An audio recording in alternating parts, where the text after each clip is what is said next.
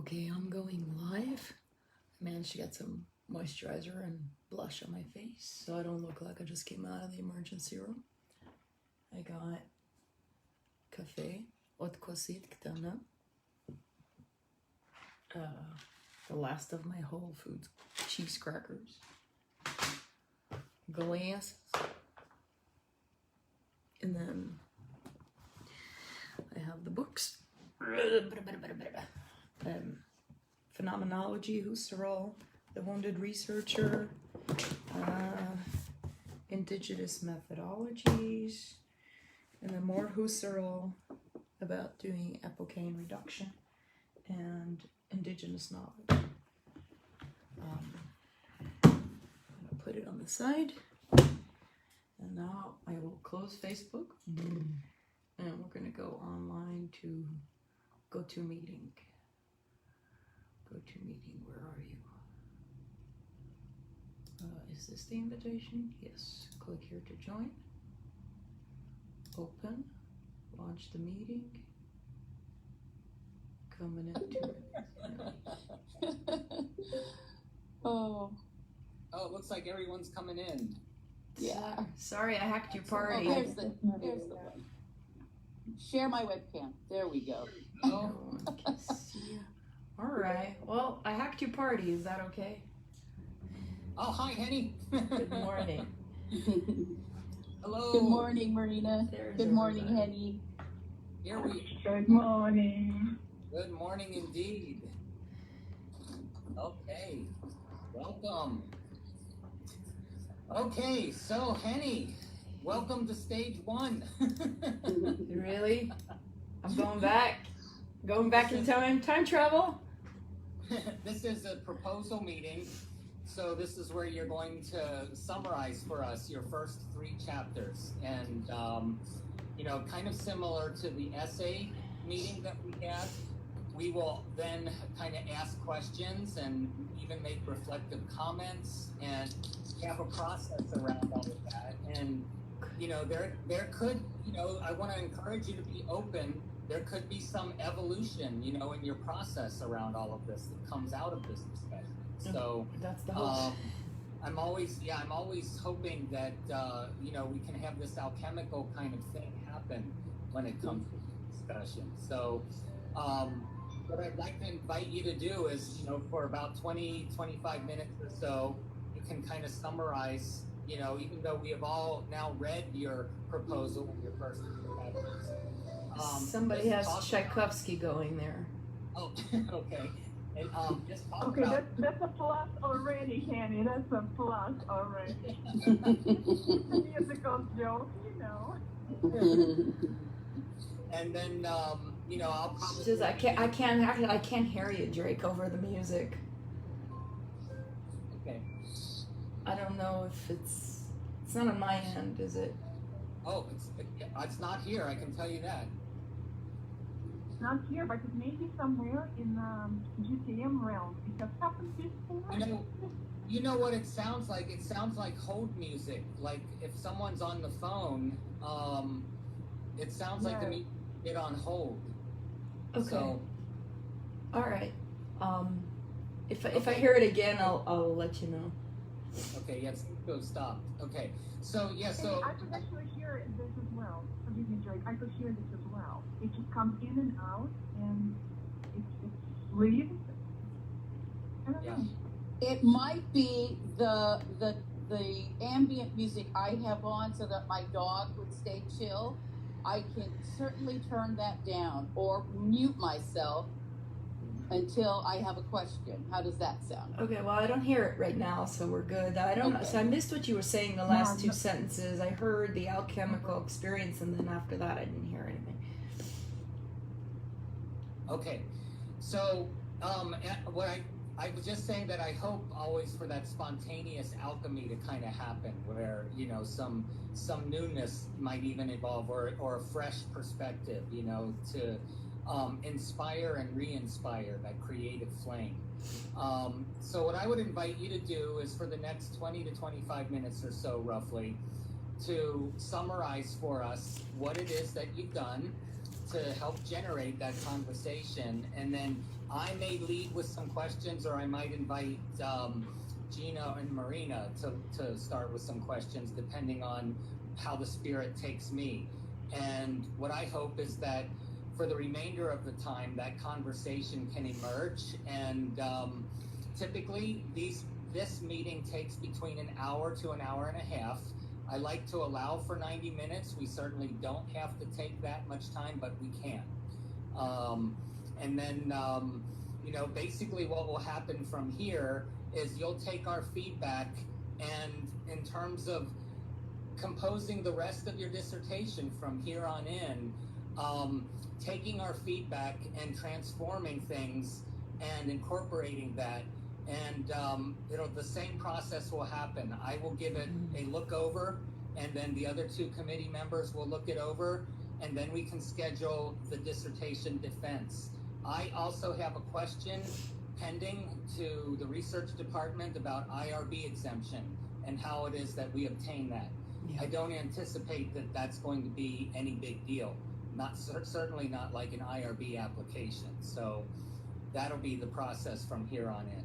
I've done an exemption 2 years ago, in my first research methods class.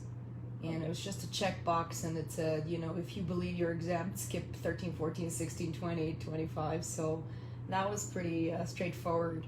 And even if it's a newer form, I can adapt. Yeah. Well, it's good that they're doing it. Back in the day when I did mine, you know, we basically were allowed to just skip any submission to IRB. And while it made things easier, I think this is kind of a more ethical and I think, you know, good, authentic. Yeah. We got music loud here. Yeah, there's the music. It's nice.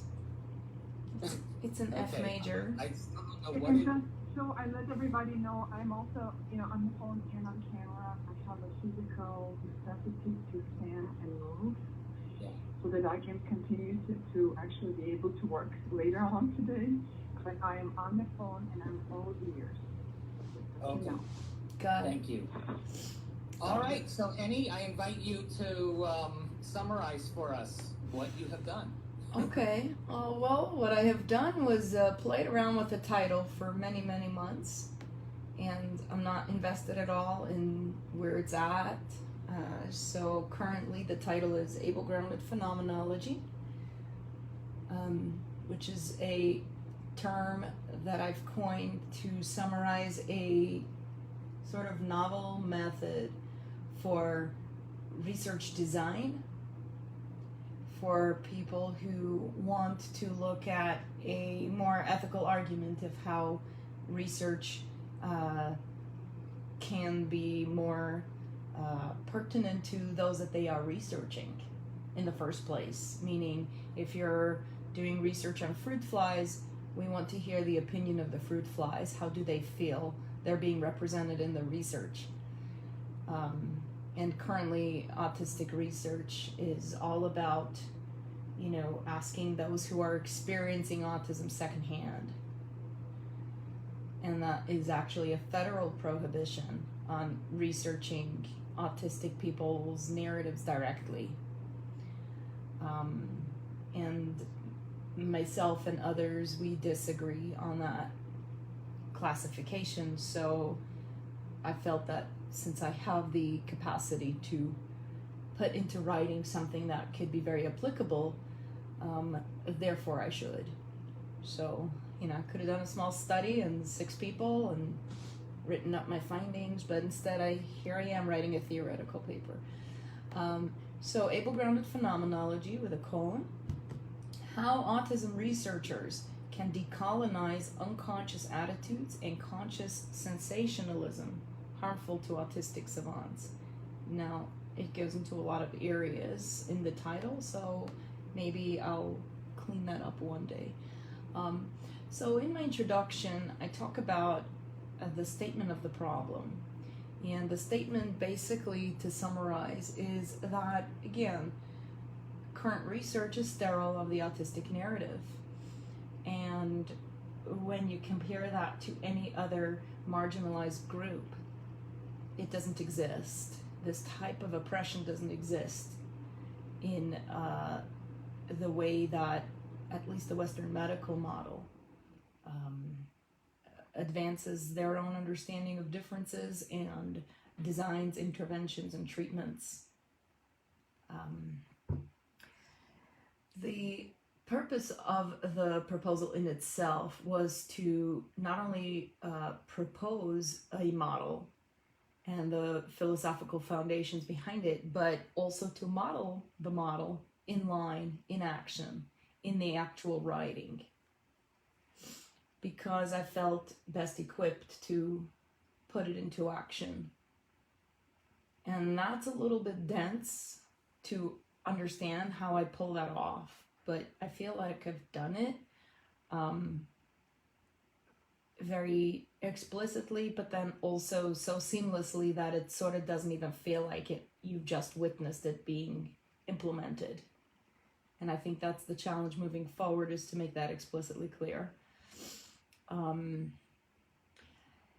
As a subsection to the purpose of the proposal is also the idea, and Jake, I've used your comment in that subtitle because uniting the lens of polarized thinking sort of introduces the reader to this polarization to begin with, and why bringing it together is possible, and why it has to be in this way rather than using a traditional, hey, sociology, anthropology, some kind of, we think we should, let's go there, take a boat ride, let's bring them a slaughtered pig, and then we come back with knowledge. And here it's talking about all the different ways to do it.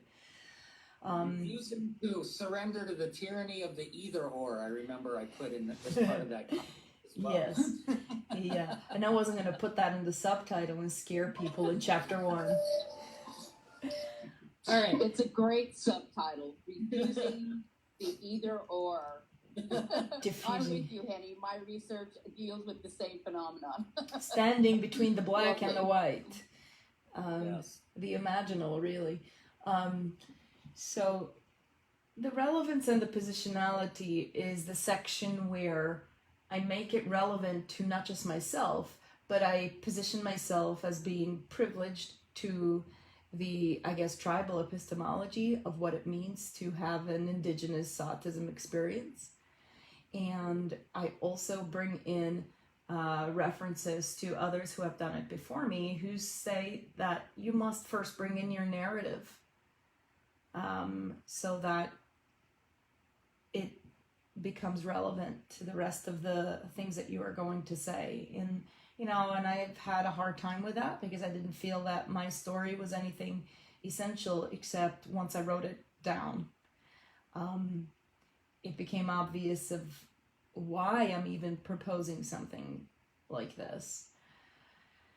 And once I had that down, I was able to use the narrative in chapter 2 to start bracketing I guess the conscious awareness or the privilege of my Indigenous experience and bring it in to the literature review, where I brought references that sort of, not in a way of cherry picking, but by way of supporting others who have done something like this and why they did this and how it has changed. And then in line to every reference, I include an example or a part of my narrative to sort of, in a way, in line, do an epoche, using my narrative as the tools within the literature review. So I guess in summary, the entire literature review has these subsections by different titles or themes.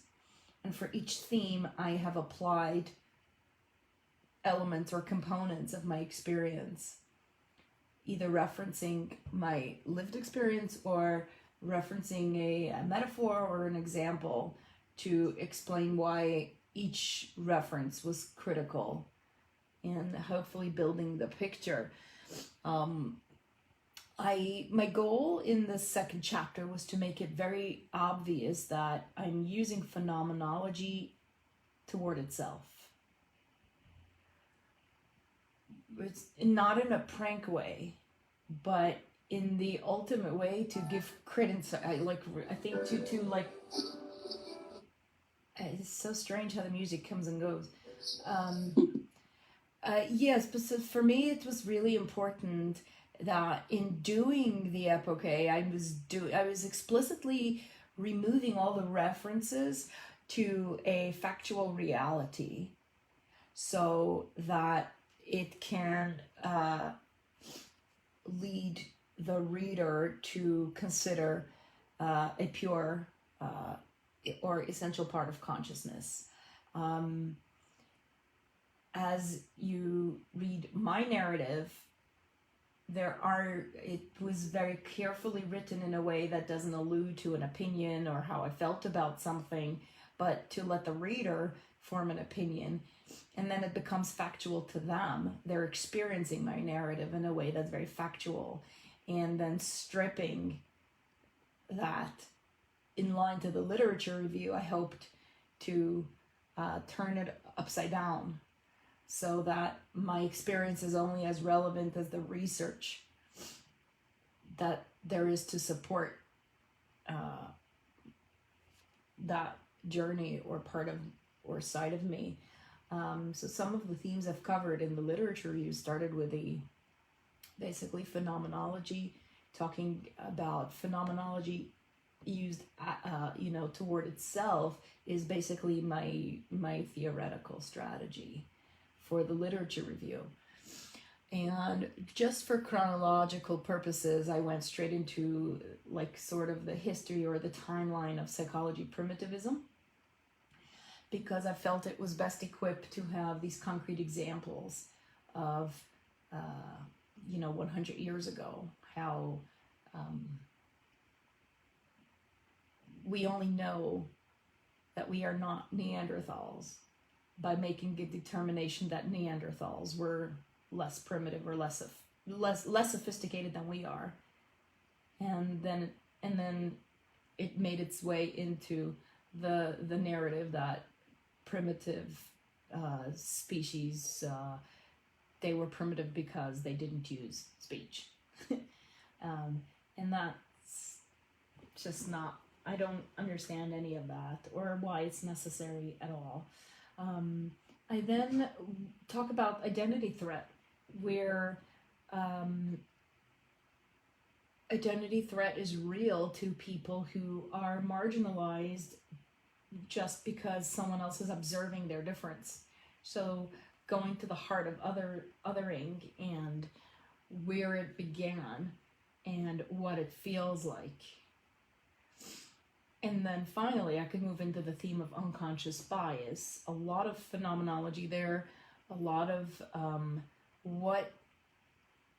how do you peel apart what is conscious, what's a reaction, what's a response, and what is driven by the unconscious and how it manifests itself. And then my next theme is perceptual response, because I want to look at whether a response is based on the perception of the moment or is it driven by the unconscious bias. So the moment, the impulse, the moment that it becomes what others can observe. Where is that moment? Can I put a name to it? And can I find traces of it in the literature review? And I think I did find it. It was wonderful. So then I go into my very big heavy theme, which is sensationalism. I remember at the first RC, it was a class with Louis Hoffman. It was the specialization meeting, and we were all there, brand new, newly branded students. And we went around the room and he said, what's your interest? What do you think you're going to do one day when you grow up? And I said, I want to desensationalize savants. And he says, what do you mean? So first I have to show that they have been sensationalized in the literature review, and to tear that apart, because it's othering. Even though it's making it sound sensational, it's patronizing because it's othering in itself. So making the claim that sensationalism is a part of othering, and it's also a way of separating those who are perceived as being the norm versus those who are not, and even calling somebody extraordinary is offensive because you're hiding in that position. You're hiding that you feel threatened by certain things that you can't do, which you have observed the other person to do. So it's a really heavy accusation, and I tried to come into it in that part of the literature review by bringing in all the times that I was sensationalized, where if someone else was in that situation, it would have been offensive to them. So just letting the reader make that, come to that assumption by themselves. And finally, I go a little deeper and I talk about the pathology paradigm, which is how the Western medical model understands autism or anything else. So that I can come to finish off the literature review by looking at prejudice and what prejudice looks like, and what are the warning signs, and how can we see that not just in the literature, but how you can see that in lived experiences. So finally, I finish off the second chapter with marginalization, the theme of how, we started with primitivism, we started with identity threat, and then the unconscious bias, and sensationalism, and then prejudice, and then finally it all adds up to marginalization. So that sort of puts the entire my positionality, my relevance from the first chapter embedded as an epoche in the literature review within these themes, brings me to the third chapter, where I start talking about therefore this is my method. My method is able-grounded phenomenology. It is a type of reduction that is done in line to the work you are doing. So hypothetically, if you wanted to do a research study on 10 of your clients who have been coming for psychotherapy for 3+ years, then as you're designing your study and you're preparing for your IRB application, to look at this checklist sort of the able-grounded phenomenology and go through that and do a little epoche.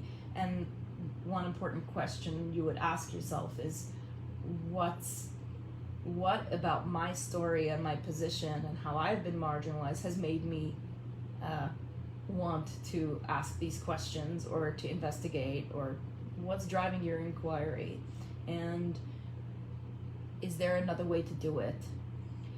And I'm reminded of I spent almost the whole October in Brazil, and one of the beautiful encounters I had was at the Indigenous Museum. There was a man over there outside the gift shop or something, and every tribe had their own little gift shop. So, he had the yellow feathers on his head, and so I approached and I asked if I can video record my conversation with him. I'm having it translated by Friday this week, so I hope it's going to be able to be publicized, and I have his consent to put it out there. But I asked him a whole bunch of questions, and one really interesting moment was he was describing what happens during some of the ceremonies and when they use a substance, and he said it's always about going into the future and seeing what kind of wisdom you need as you step into the future. So it's not about, hey, am I gonna be, is this girl gonna like me or something like that. It's just, really essential questions about daily life and the future of everybody around it and the universe as well. So one of the people I was with said, ask him if when he moves through these states, if he's moving up from his physical body into that state, or is he always in that state and he moves down so he can download, he wanted to know, and I said, I'm going to rephrase that question, excuse me, so much richness. I mean, he was talking for a long time after that question, and I realized that I really have learned from all of this work. I have learned how to make it applicable, and sort of like, I have it in my backpack now. Anywhere around the world, I can just pull out these tools and solicit an authentic narrative and hold it. And hold it, because I haven't created that. I have just made it possible for it to be safely expressed. So that's really interesting about how in the third chapter, I have, although I've explained how the method is applicable and then how research can be practiced, research has practice, in the last three sections, I talk about, now let's bring it to autism research. How can we take a decolonizing approach to autism research using all of these prescriptors in this section? So I guess the only limitation of this model is that perhaps people are not, at the threshold of awareness when they are doing research, and they're not willing to go beyond the superficial, sort of methods that have been exalted in Western systems of scientific inquiry. So it's, to me, an important way to position myself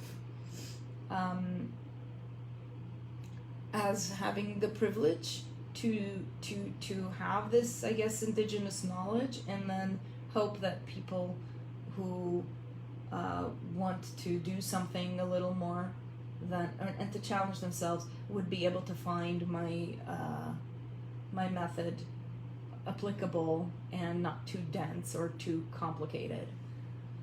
So that's what I think I've done in the first three chapters. Thank you. That was a great summary, and boy, keeping time really well. We're at 25 minutes past the hour, so you are just like on point. So I want to first start with a celebratory comment. Penny, I shared with you that your lit review alone, I feel, for me, makes such a unique contribution because of everything you bring to the table on that. A depathologizing approach, a decolonizing approach, a critique of sensationalism, and of course the critique of all of the traditional kinds of approaches that people have tried and used, to understand autism and autistic individuals. I, shared with you, and I share with everyone here in celebration, I learned so much, even from the first draft that you showed me of that lit review and everything that's coming together, that I think the service you're doing to the scholarly community and for the scholarly community, and potentially clinicians and,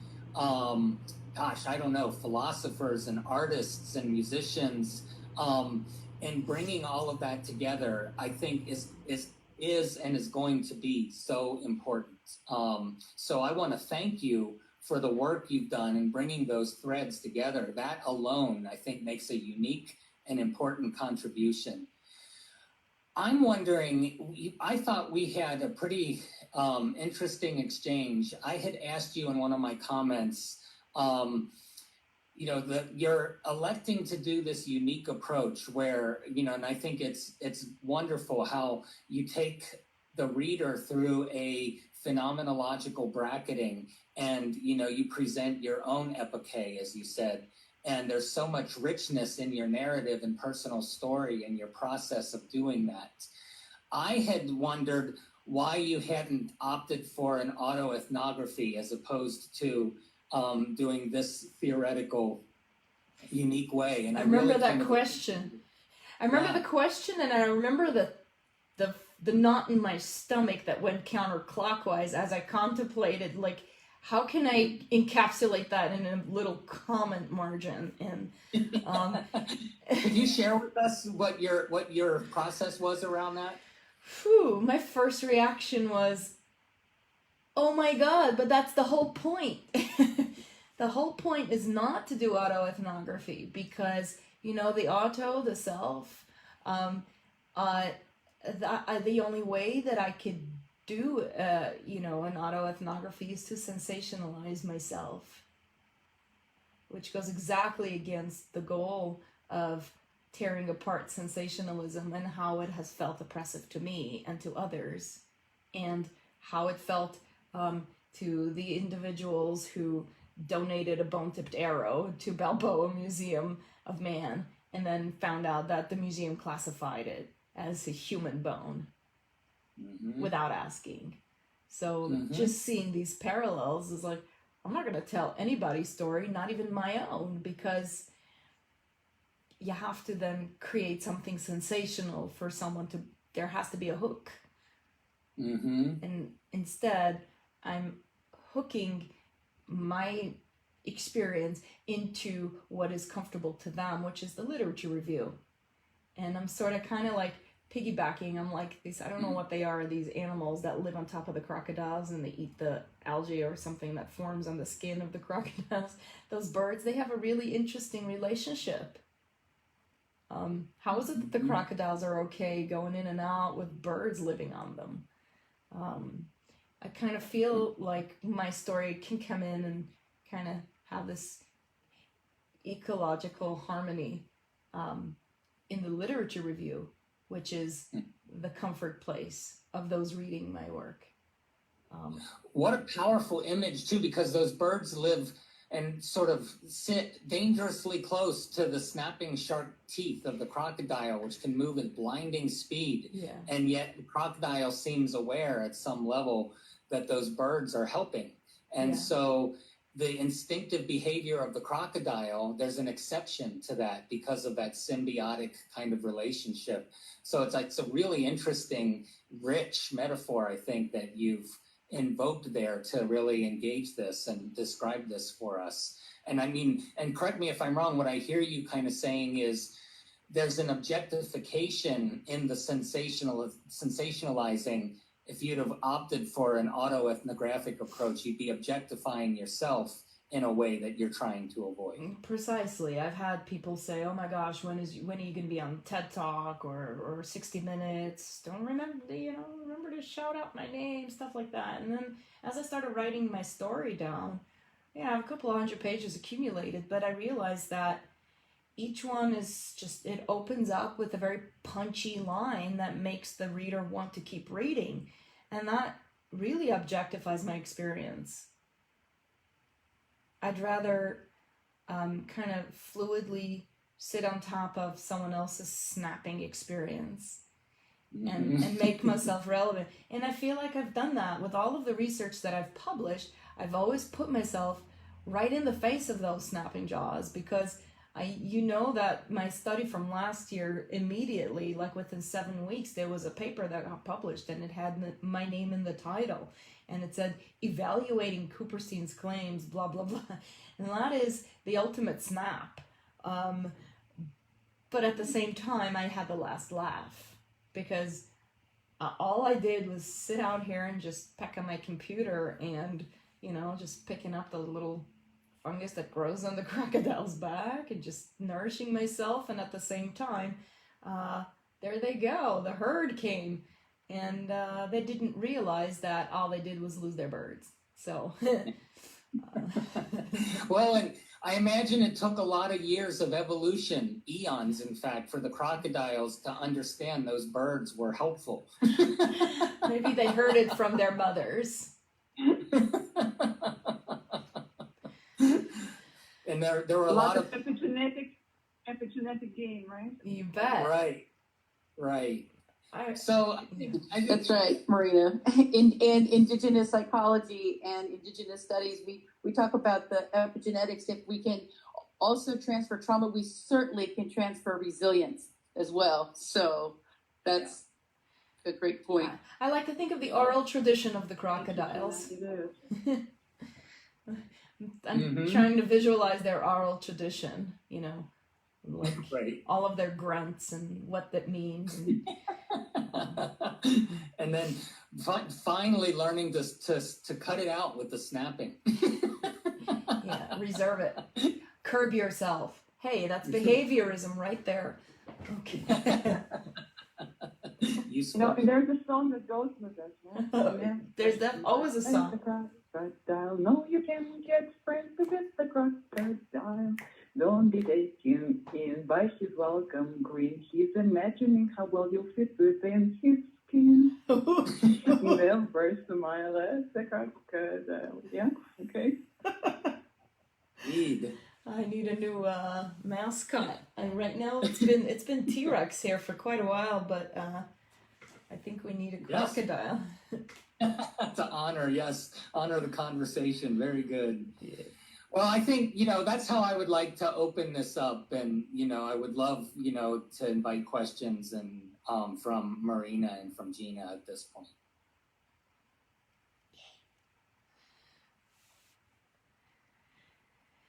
I have one burning question. So I might as well just jump in.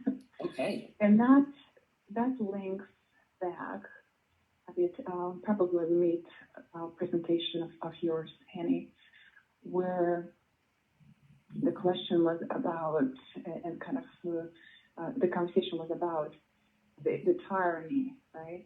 Of this or that, the tyranny, that choice. And you said something from my experience very helpful and very valuable. And my question would be to ask you to deepen it a bit in the presence us as a witness view. And that has to do with the imaginal part. I saw that coming. That was a really thick word, right? Because it's how you said that, it just it stood out. And I thought, okay, let's go back to that. Because personally, individually, I would love for that piece to be expanded more in your work as you continue. But because you brought it up right now, that is a dimension that really can appeal and benefit so many more than simply social sciences. Yeah. Yeah, because that is a beautiful portal. So that's my burning invitation for you to expand upon it, perhaps how you see it. I'm seeing it. Go on. I'm seeing it bright and fiery. For me, I've saved the best for last. I have written all about that dimension in the analysis chapter, because I allude a little bit to my worldview, the fractals and all that, but then it all comes together. You may have seen in my email signature, a link to a fractals video. It's a 10-minute long lecture I gave in Brazil. But I pushed the boundaries a little bit of the audience, and I synthesized all of that. And I see, Gina, you're nodding. Is that because you watched it? No, okay. But you're like, yeah, I think I know where this is going. So basically, I describe my worldview as sort of the opposite of how people, where creativity comes from, versus like most processes start in the brainstem, and we kind of move up into the parietal area, and then finally when it comes into the frontal lobe, we know where we're going and what we're doing with it. We add the qualitative elements to it. But in dreams are constructed from exactly the opposite. When the brainstem kind of, your physical body is at rest, you don't need this upload process. It starts in the frontal lobe. And I describe my worldview as always being in this imaginal space where my frontal lobe's always on duty. And I therefore understand concepts before I download them into little individual language or symbolic form.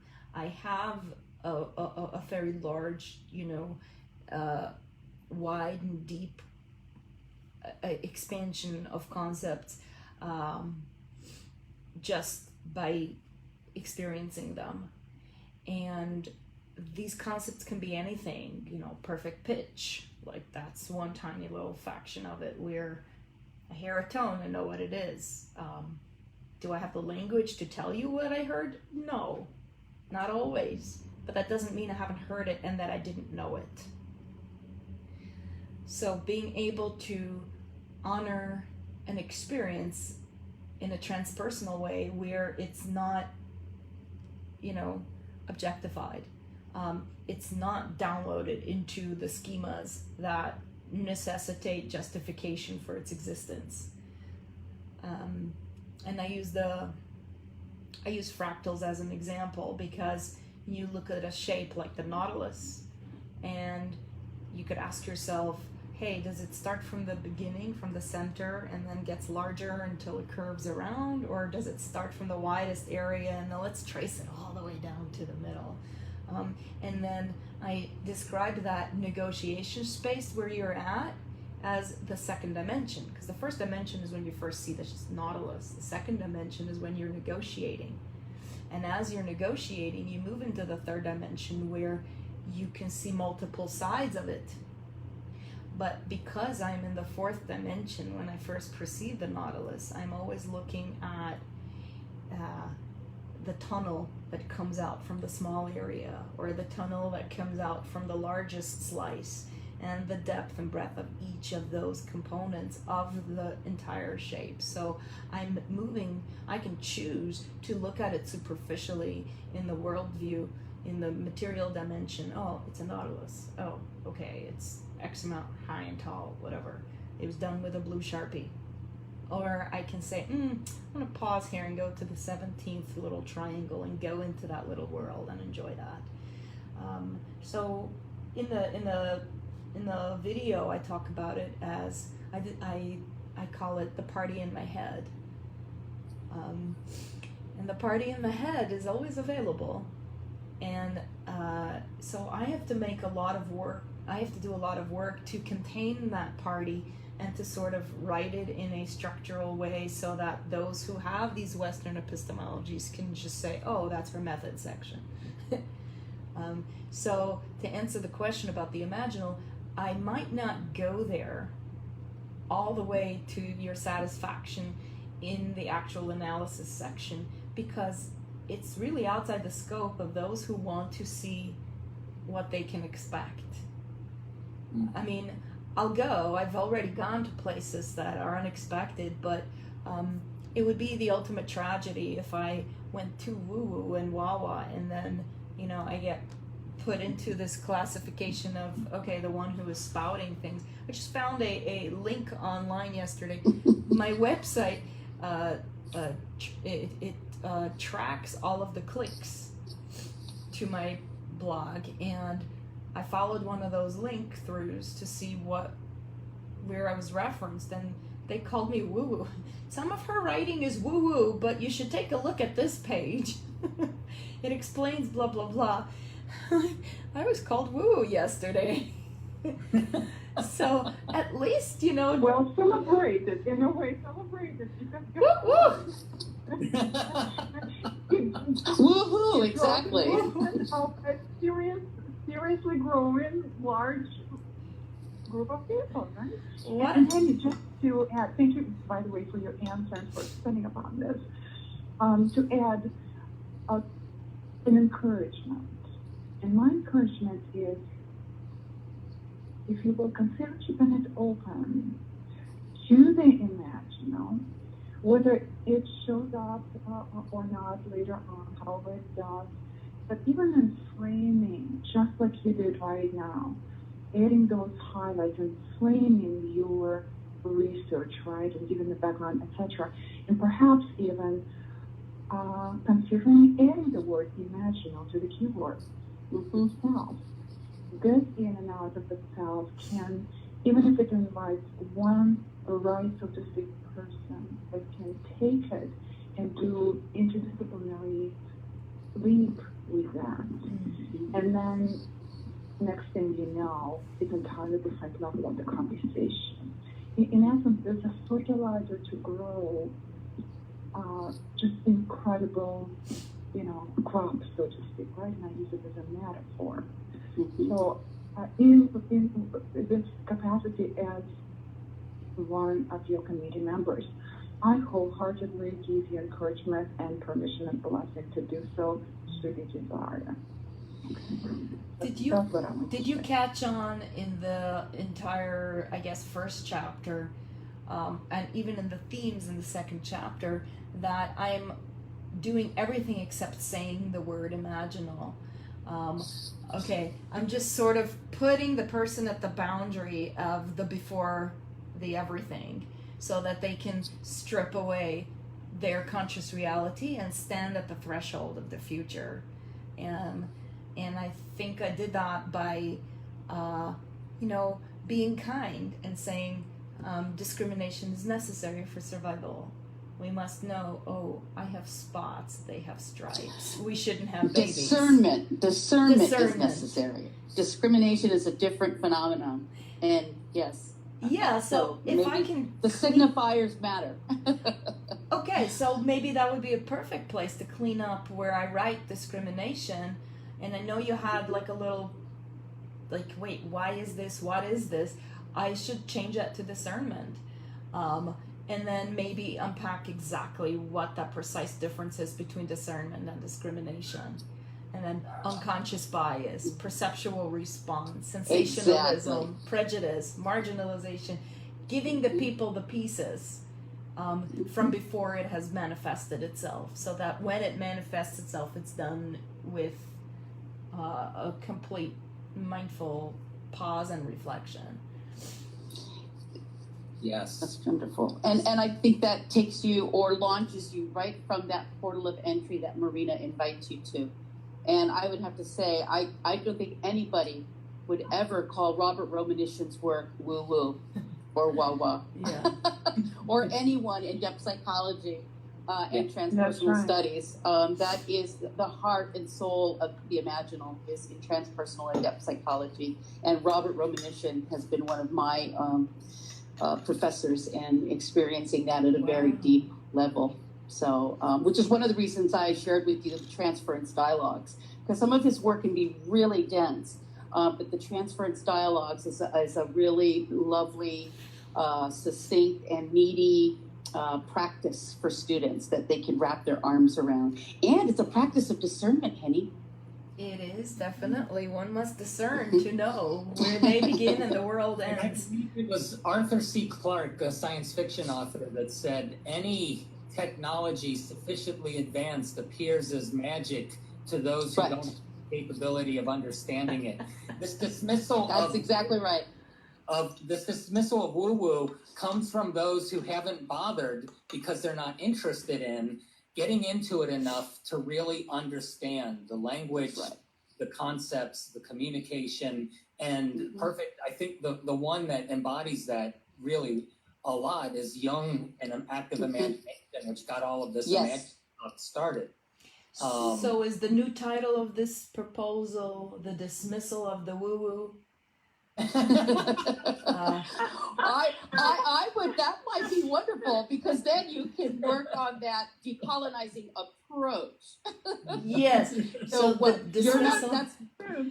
Yeah, so I would put a subtitle. So, because you're not decolonizing autism, you're taking up a decolonizing approach to any woo-woo. So dismissing the dismissal of the woo-woo. colon desensationalizing the magic of novel methodologies. I love it. There's something right now it's hot and sexy called weird. You know that, right? Weird, and it's on the heels of queer theory, which came on the heels of feminism. We have to go, and then they're mad. I love mad research too. That's really great. Cripping, all of these things are wonderful, but what's at the heart of really what puts them all together is, kind of liberating the woo-woo. Right. Well, and you take us to the courage that Drake started out here with. I also want to applaud you for that, Henny, with taking up embracing the courage to explore how a decolonizing approach can liberate phenomenon and worldviews and lived experience. When you first sat down with me at the RC and started describing your struggles and pains and brilliant inspirations, I thought, oh, holy smokes, I wonder if she can even hear that what she's describing is a decolonizing approach.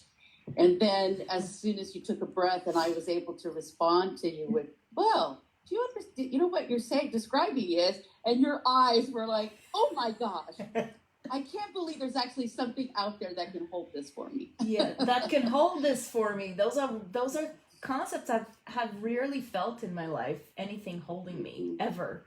Yeah. You know, it's been so out there. So for me, I guess in summary, really just being informed by other methods and approaches and methods for analysis and sort of action theory, and embedding these components into a able-grounded phenomenology makes the most sense to me, because it allows the researcher, the educator, the therapist who wants to take on this approach to ground the phenomenon of what they're experiencing in the ability of the person. Which means that if you are looking at somebody who comes to you for therapy because they've self-identified an area of brokenness, are you going to colonize their experience by applying traditional psychotherapy practices? Right. And you take us to the point, for me, where I feel most engaged in your process is with methodology. Because of our initial conversation, I have a few questions here. Initially, you were talking about turning phenomenology on itself. Do you know what, I can never pronounce this, and Marina and Drake, you could probably help me, enantiodroma. You've heard of that before? So that's what came up for me when you were describing turning things on itself. And so the tendency to change into their opposites, or just turning something back on itself. And I remember I loved hearing how Marion Woodman wrote about something had finally traveled to its end. And so it had no choice but to turn back on itself. So then what does that turning back on itself look like, right? So I just wanted to put that in there. And I have a 15-year-old autistic boy that I'm working with, and he's in Montreal, and he's a math physicist addict. And I said, you know, when you're going down a black hole, what's the one thing you can still do to save yourself? And we talked about that. And he's like, well, science says that you just have to keep flying and you turn into powder and dust. I said, well, screw that. I said, you still have your body. And if you can calculate the width of your body in horizontal position, why don't you just tip yourself to the side so that your head is holding one side of the black hole tunnel and your feet is gripping the other side of the wall, and at least you know where you're not going. And not going. I like how you framed that. And there you are, back in the imaginal again. And it's like, okay, I didn't go to the end to come back, but at least I paused.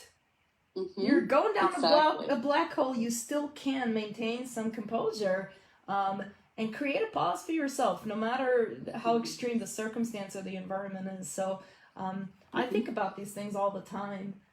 It's very important.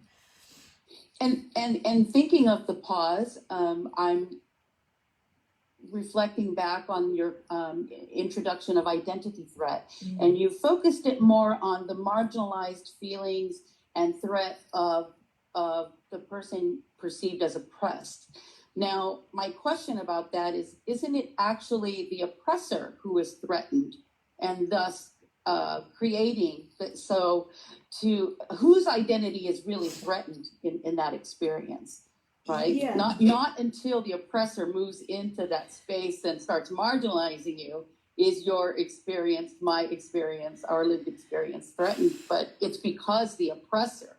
This is where decolonizing studies and Indigenous studies help open that up a little bit, right? The alligator before it learns the bird is helpful. The moment before, but I think I did that. I did lead up to that idea that you know, that there, from my experience and from looking at research about this, is that the conscious reaction driven by the unconscious bias is really truly, you could see these manifestations in three different ways, like those who are awed and then patronize, and then because they can't wrap around their head around these abilities that are superimposed on a disability that they perceive.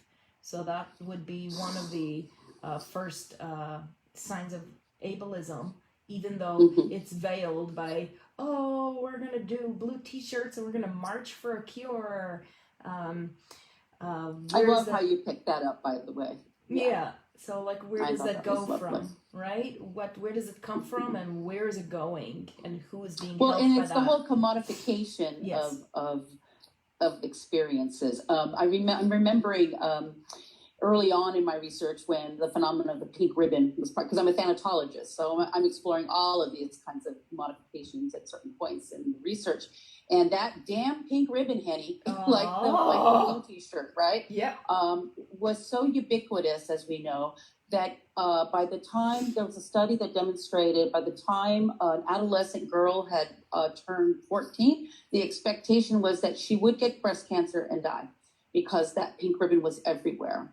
And then, of course, there were the exposés and the studies that revealed, well, where is all this money really going to? And I think it was L'Oreal who was exposed for that. They, you know, their great big pink campaigns, and all that money was not going to the folks. It's not about the folks. It doesn't funnel down to those that it claims to actually help. It funnels into those who want to objectify, you know, and make the tenure track because they've published every single year about the Save the Tatas and who's being helped. And people are still dying from breast cancer, and we're still being told we have to take mammograms, which causes breast cancer. So, like, who's unpacking that? Right. And now you come to the very fine point of a decolonizing approach. So if it gets approved, I don't know if it's going to, I am going to open this up at the RC. I'm doing something called researching and rewriting. But what is a decolonizing approach to research, right? So folks really understand it. Because there's challenges. With their benefits, obviously, you know, but there are also challenges, and a primary challenge is researchers, like you described earlier, just experiencing this at the surface level, and then again extracting it and consuming it as a metaphor for their work. I actually had to put a little note on Jack Cornfield's post the other day because I said, "Here's the article. Decolonizing is not a metaphor," because he wrote, "Decolonize, you know, fear. Don't let fear decolonize your heart or experience." I'm like, dude, that's not what decolonizing studies are about. and what is fear? And I love Jack Cornfield. And what is fear that you get to put it in the title without telling me that you have made a definition of what fear is? And just because fear is that for you, does that mean it's fair for everyone else? And what if fear gets me places, and the fear of being the woo-woo makes me write a method section? and that to me, and I go ahead, Marina. Go ahead. No. Well, what I was going to describe to her that, you know, that many researchers who are practicing in the imaginal, but also from the very beginning, as Break-Even pointed out, those of us committed to Indigenous psychology and decolonizing approaches to research, the very first step of oppression is that word woo-woo, and nothing makes me hotter than to hear that word. And then I'm ready to debate. I'm ready to hear your stance. I'm ready to not confront, but to embrace and welcome and host your fear. See, so how can we? What? Tell me more about that. Are the words that we start asking? Right? Hearing the word curiosity. I actually I have this visceral sensation when I hear the word woo-woo. I feel like I just grew 6 more molars, like ready to chomp. Exactly. The crocodile. That's right. Well, and the beauty of it is, you know, for me, it's like, okay, let's talk. Yeah, that's right. And I see that as a kind of common denominator is perhaps in different words. It's like, oh, let's fill up our sleeves and talk. Okay, let's go there, right? Right. It's solid in life. And interestingly enough, when we were speaking at the same time, and forgive me, I didn't mean to interrupt you. I was going to, once again, to circle back ever so gently to that realm of imaginal and also to Robert Ramanujan. I wondered, how would he be viewed in a different way if that difference would be present? If he did not I didn't hear the name. I'm sorry, Marina. Robert, thank you for asking. Robert Ramanujan. So I'm returning back to what you shared about him and how you view his contribution. And in my mind, my question would be, what would it look like if Robert Ramanujan did not dare to pin and to expand and to stake a new method that he dared to call alchemical hermeneutics? Yes. Yeah, alchemical hermeneutics. Mm-hmm. So imaginal is exactly. not all. Alchemical hermeneutics. I want to share with you, if he did not dare to do so, the woo-woo flood may have missed him, but I think he's better for it. He's better for it. This is the end of chapter 3. It says the wounded researcher is someone who adopts the imaginal approach to research, submits to the processes of vocational and transference dynamics in his or her work. It was the first text that I recommended it to Henny. I said, before you do anything else, please, if you can, find Robert Ramanujan's Wounded Researcher. Every student I work with in dissertation or master's, that's the very first recommendation I offered them. I found that in all of the literature, I found that there were 3 components to an Indigenous approach. And they were very clearly delineated, like, what are the 3 most important things you need to know? At least for the first, it would be not aligning yourself to any Western language, but to completely start from the tribal epistemology, for starters. And that's where I thought that gives me all the more permission to bring in my narrative right in the beginning of chapter 1. Sure. And that, again, Drake had helped me not think about it in terms of autoethnography and not cringe at sensationalizing my experience. So, seeing this over and over again and how, an Indigenous approach would require at least positioning yourself, acknowledging your bias, acknowledging your privilege. Because first and foremost, yes, because I have this enormous privilege of having an Indigenous autistic experience, and I feel like it's very strong as my primal identity. So therein I go straight into identity threat. Well, I wonder if you'll hold this, and we'll enter, as Marina and I also agree with, a gentle embrace and opening, pausing at the threshold, as my mentor describes. Can we pause at the threshold and wonder if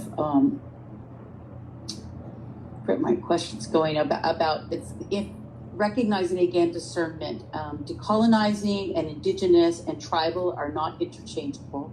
I think, as I said, one of the greatest challenge, your privilege begins with being a woman from Eurocentric background, however, but being a woman living as autistic, as you described, a neurodiverse woman, right, is definitely then shifts that experience, that in vivo experience, so that you can, as you said, turn that phenomenology around on itself and explore what does that really look like from a decolonizing approach, right? So it's really, again, the greatest challenge is to not decolonize a decolonized experience, right? A colonized experience that others are having. Because what the importance of the Yang and Tuck article is, they point that out, that it's a very narrow pathway, but it's a very significant and important pathway, because decolonizing approaches were developed, cultivated, nurtured, nourished, and offered with generosity from Indigenous scholars, only to have it again being consumed and extracted for the benefit of others. That is a significantly typical Western approach, and you so beautifully described it earlier in your summary. You know, I was so excited to hear you say that when you said, "Oh, I'm going to take this for the benefit of myself," because that's exactly what decolonizing approaches pushes back against. One of the essential pieces is to not encounter the philosophical and cultural neurodiverse other, and then consume and extract their lived experience for the benefit of my academic prowess. Right? That's one of the wounds that occurs in that experience. I think the biggest wound that I had to unpack was being born into the chosen ones and then being regarded as the unwanted. Right. What a conflict. When I read that, I was like, oh my gosh, this is so... That's really... It was so moving. When you were describing your lived experience, Henny, I was terribly moved through much of that. And like Drake, I kept scratching my head and going, why isn't this an autoethnography? why isn't this even an alchemical hermeneutic? Because thank you. It was on my list. Of course, alchemical hermeneutics is a secondary math, that's right. It's supported, but that was my question. Why is it not being right there? Chapter 4. Right.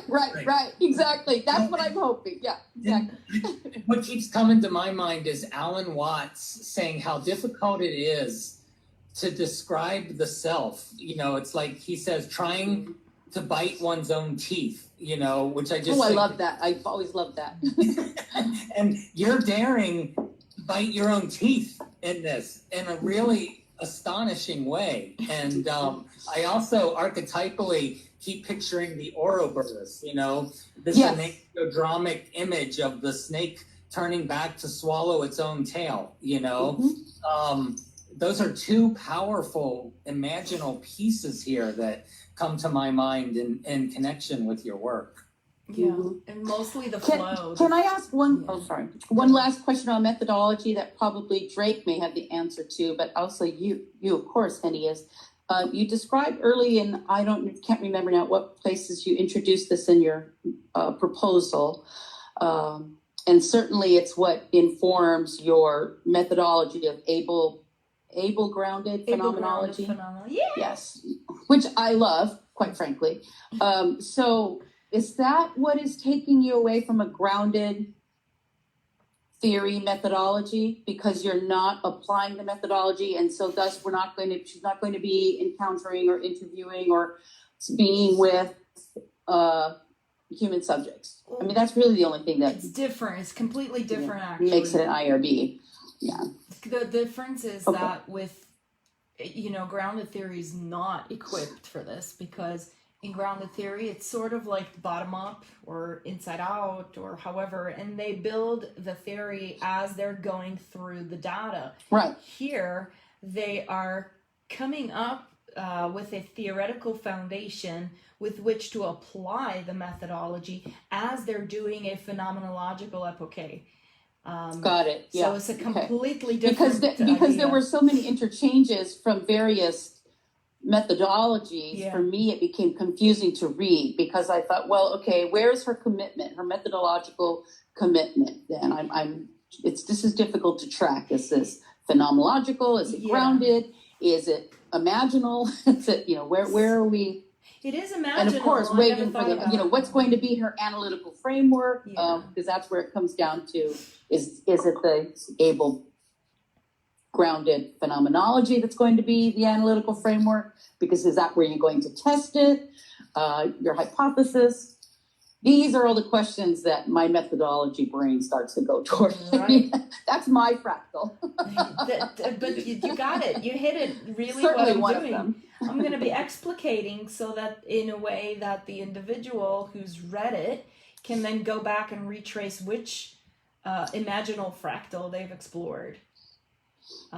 So that they can come back out of that and say, well, on a superficial level, I came into this research to do X, and then I went down one pizza slice of the Nautilus and then arrived to Z. And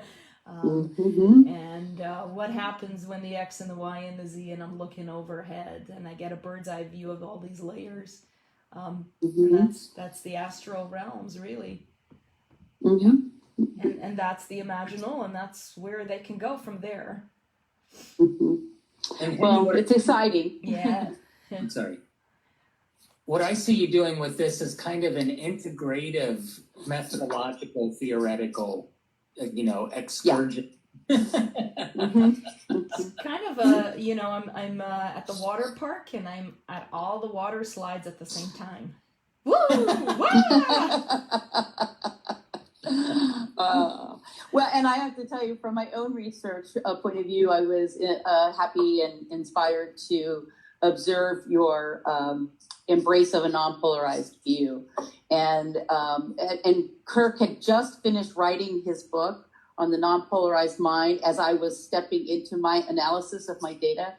So it was just lovely because I was articulating it from a place that I best could, and then here was a scholar who offered me this other piece, and the timing was perfect. So that is what one of the pizza slices in my fractal that offered up the concept of an ethic of radical hospitality. So it was lovely. A non-polarized mind is what we're all hoping for. Or even a practice, because your practice is sort of like a behavioral manifestation of your unconscious thoughts. And if you just say, well, what if there's radical hospitality in practice? And what informs your practice?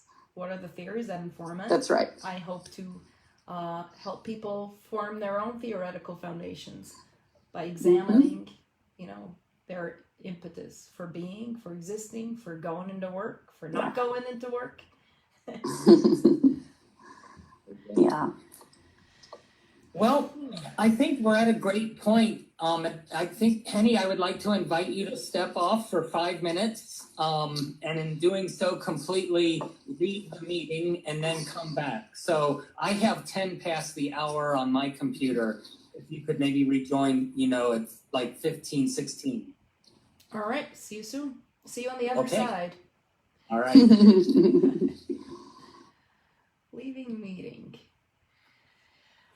Okay, so they're going to deliberate for 5 minutes. Just to read this part that they cut me off here. The wounded researcher is someone who adopts the imaginal approach to research, submits to the processes of vocational and transference dynamics in his or her work, and makes use of the alchemical hermeneutic method as a supplement to traditional modes of research. So then the rest of the book talks about what happens when you apply this approach.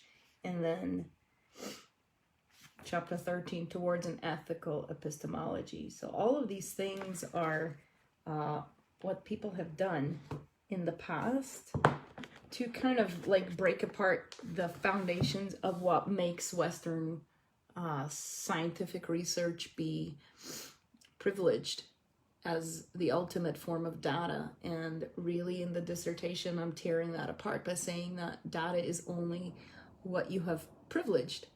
And through your framework, you've accepted that as the ultimate truth, but really the ultimate truth lies within. And if you don't have that Indigenous experience, how can you do research on people that you have first identified as the other and not you? And you can only do research from the lens of yourself. So that's what's going on. If you have any comments, I see that Dr. David Tibergen writes, some advice, Hanny. think of your speaking not as a defense, since that would be to defend your research and intellect, rather as an experience as a time to explain your proceedings in your marvelous journey, to joyously share your findings. Okay, what fun. The only thing I was requested to alter was the word, which he never did, because of course. And then enjoy the day. Love, David. Yes, it's called a defense, and it's the stupidest thing ever, because I'm not defending anything. Really, they have to defend why they think they didn't understand any part of my writing. So I've got this really diverse committee. I have Drake, and he wrote his dissertation. One of the really cool tips that I always tell people is read the dissertation of those who are on your committee, because you want to see the kind of shit that got them to this position of power. And ultimately, Drake wrote a theoretical dissertation about the Kundalini approach in psychotherapy, like the moment of arousal, which is the imaginal space from which transformation can come. So bringing the client to that space, which was a wonderful idea, but it was entirely theoretical. He didn't do research on human subjects, and he actually did not even have a methods section. It was chapter 3 traditionally. Chapter 1 is introduction. Chapter 2 is the literature review. Chapter 3 is the methods. And they kind of really pressured me to organize it in that structure, even though there was no purpose. So I did. Well, what are you going to do about it? At the same time, they're left wondering what comes afterwards. Chapter 4, right? The findings, the analysis, the discussion, and the conclusion. So I'd be moving into this next place with a full permission right now from Marina, who's about consciousness and spirituality, and then Gina, who is, and I love that my committee names rhyme. So Gina is, she is indigenous to the Aztec people, and her work as a thanatologist is confronting death and dying from tribal epistemology, and kind of liberating the ways that traditional Western models look at death and dying. Like, what does death and dying mean, and what does it mean to her people, and what should it mean to others, even though they don't have a tribal epistemology. We can borrow the meaning of death and dying from cultures without saying, oh, well, in the Navajo, or like in the tribes that practice cannibalism, do we even know that the reason that they eat, you know, grandpa as a shish kebab is so that they can sort of embody the spirit? It's not about having extra meat supply, right? So who needed to write that, and who needed to say that, if not the people who had that experience indigenous to their life? So it's now 10:15. I'm going to give them an extra minute to deliberate. They said 15:16, right? Yes. So hi Rivka, hi Pessy, hi Dr. T, hey Chevy, Sally, of course you're watching, Marjorie, and Tamir. This is really fun. Okay, so I got lots of people from my planet, or my journeys, I guess, of the last 10 years on today here. So I'm going to click to launch the meeting again, and they're going to say congratulations. Let's bring it in. Weekend workshops. It was great. We had a great poetry. We had a poetry exchange is what we did. And at the end of it, he went like this. And I went, oh my gosh, here comes the crookedy finger. Well, that's a powerful magnificent signal. Indeed. Well, Henny, welcome back. So we're thrilled. And I think the important thing that really kind of came out of all of this thematically is we are unanimous as a committee in our invitation to you as you engage in your continuing analysis piece of all of this Marina's bringing up of the imaginal, and you're saying that you only wanted to kind of go a certain way, and it brought in the woo-woo discussion and all of that stuff. In fact, we feel that this is such a balancing piece to the intellectual piece, and which again, your writing is so tremendous, and your thinking, even scientifically, is so clear, that not only is there nothing wrong with a heart-based balancing through the imaginal, but there's a reverence for mystery with a capital M, I think, that almost is absolutely required. Yes. Yes. Some might indeed dismiss that as woo-woo without understanding it, and they want to reduce it, to something that takes away the value of something, when in fact we recognize that it contributes to the presence and the authenticity, and the ability to mystically and with reverence for mystery enter into your journey into yourself. And that's how, as Alan Watts says, you F the ineffable, that you are able to put into words that which you cannot put into words. You can only do that when you are guided by that heart-based imaginal guide and opening to what some might call these depth psychological archetypal kinds of things. So pay attention to what came up with in this discussion that we had, because I think all of that is really important guideposts along your way, and where you go with that, of course, is up to you. But we think that, you would be remiss, and we would be remiss if we didn't invite you to really deepen your engagement with that. I'm counting on all you to be a different colored helium balloon to keep me afloat. Yes. I want to go up there, but I don't want to be saddled by these Western paradigms of, this is the analysis chapter. Yes. Remember to attach a little helium balloon to me and say, Henny, float a little higher. You can. We let you. Beautiful. Beautiful. And what if you called it something else besides analysis? Right? I didn't even call get it up that literature thesaurus, review. girl. I mean, I literally did not want to call it Chapter 2 a literature review, so I called it Epoche of the Literature.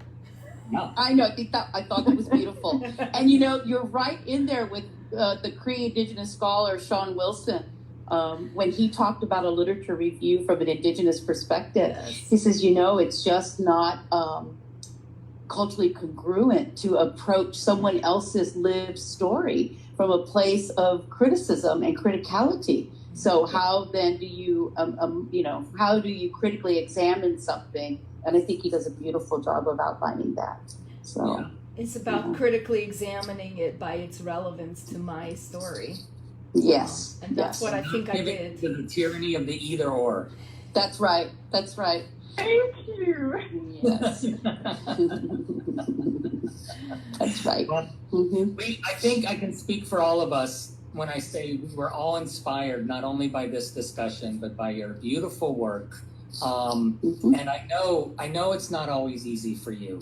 And I hope that you feel heard when all of us say that we hear you in that and we understand you in that. And thank you for trying also to meet the standards, the process that Saybrook requires, what I call the givens of my existence that I have no choice but to and hold students to, and all of that.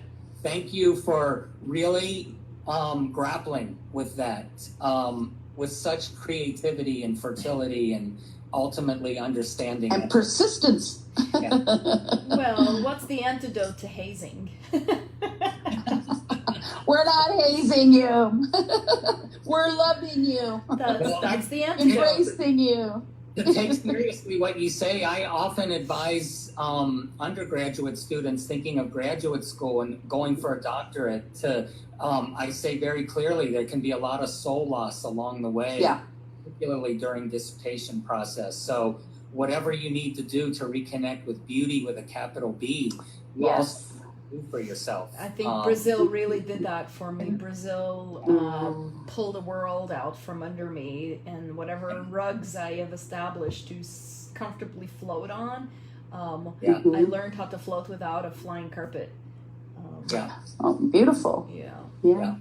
And All my right. hope is, Hanny, that you take this moment in time, this beautiful hour and a half, as a vehicle for you to retrieve what you must retrieve and to return to the realm of your soul, embodied soul, because that meeting is in support of you and your work that you're doing and the work that you will bring into this world. This is no small matter. This is unanimous support. Yeah, bookmark this experience. Please return to it often as you can. It's a fence post for sure. Yeah, very So, good. Congratulations on passing your dissertation proposal, and I will send out the necessary laudatory messages to the registrar and everybody that needs to hear it. Be careful that when you use laudatory language that you're not sensationalizing. We can honor Yes. the trials on the road, however. and I own my sense of joy, and desire to celebrate it. So That's right. Arte. Very good. Beautiful. This is wonderful. I mean, I had a really rough. I had a massive seizure Monday night, and I spent yesterday in the hospital juicing up my veins so that I could sit upright for this morning. But at the same time, it helps me, I have to actively engage in my priorities. So that's a privilege that I have, which most people, they don't have to confront these questions on a daily basis. They're like, yeah, I'll wake up, if I can be motivated, I'll write a little, I'll research a little. It doesn't work like that for me. For me, it's where do you flip the switch on, get into it, do whatever you have to. Couple of needles and shots and things, but yeah, I'm here. So that's a very concrete priority, setting myself up for an agenda of what is meaningful to me and what gives me meaning. Right. This is a wonderful privilege. And this imaginal is alive and living and coming into the world through this very real body. So it's important to care for, nourish, and tend to that body. Well, with the intention of the caring having a specific result, right? It's not about sustaining life. I don't agree with that. That's not what I mean. Yeah, it's about sustaining the quest. So it's right, sustaining and nourishing soul. Yeah. Yeah. All right. Very different. Okay. Well, I'm looking forward to the rest of it. So onward. Wonderful. Yes. All right. I invite you to have a cup of tea and watch the video in my email signature.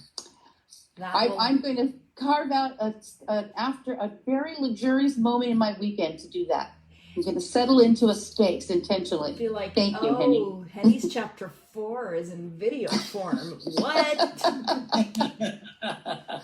That's funny. Yeah. Outstanding. Okay, everyone. Enjoy the rest of the day.